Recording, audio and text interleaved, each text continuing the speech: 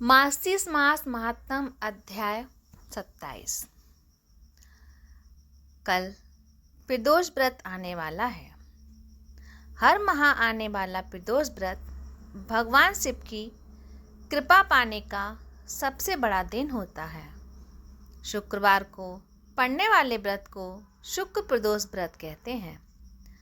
इस दिन किए जाने वाले प्रदोष व्रत से सुख समृद्धि और सौभाग्य का वरदान मिलता है। प्रदोष व्रत की पूजा शाम के समय प्रदोष काल में की जाती है।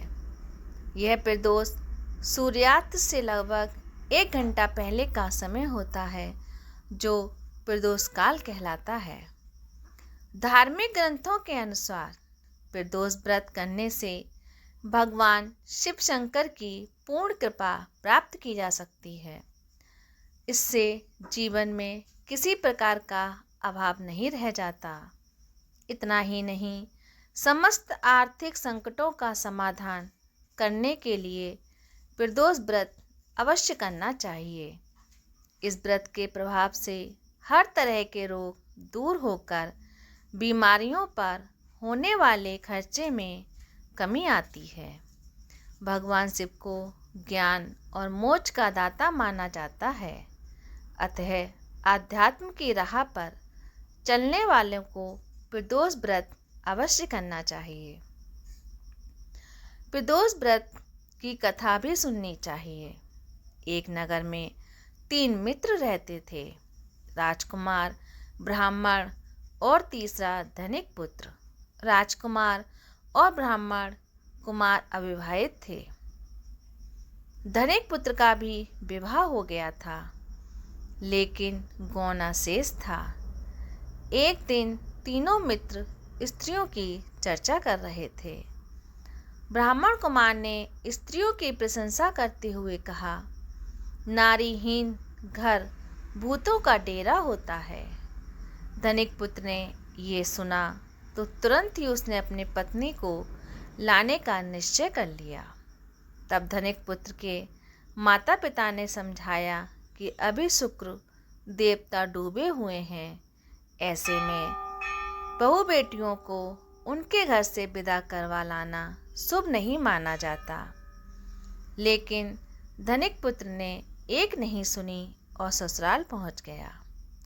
ससुराल में भी उसे मनाने की कोशिश की गई, लेकिन वो जिद पर अड़ा रहा और कन्या के माता पिता को उनकी विदाई करनी पड़ी।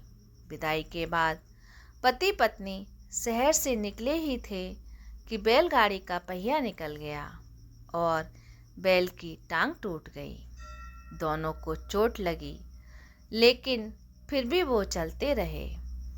कुछ दूर जाने पर उनका पाला डाकुओं से पड़ा, जो उनका धन लूटकर ले गए। दोनों घर पहुँचे। वहाँ धनिक पुत्र को सांप ने डस लिया। उसके पिता ने वैद्य को बुलाया तो वैद्य ने बताया कि वो 3 दिन में मर जाएगा। जब राजकुमार को ये खबर मिली तो वो धनिक पुत्र के घर पहुंचा। उसके माता पिता को शुक्र प्रदोष व्रत करने की सलाह दी और कहा कि इसे पत्नी सहित वापस ससुराल भेज दें। धनिक के ब्राह्मण कुमार की बात मानी और ससुराल पहुंच गए, जहां उसकी हालत ठीक होती गई।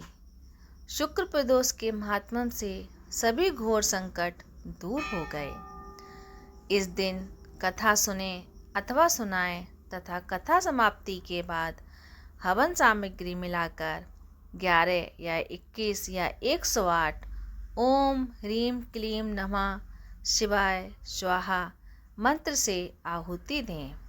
इसके बाद शिव जी की आरती तथा प्रसाद वितरित करें। उसके बाद भोजन करें। कहा जाता है कि शुक्रवार को प्रदोष व्रत सौभाग्य और दाम्पत्य जीवन में सुख समृद्धि भर देता है। यही कारण है कि आज के प्रदोष व्रत का काफ़ी खास माना जा रहा है। शुक्रवार के दिन पड़ने वाले इस प्रदोष व्रत से सुख समृद्धि मिलती है।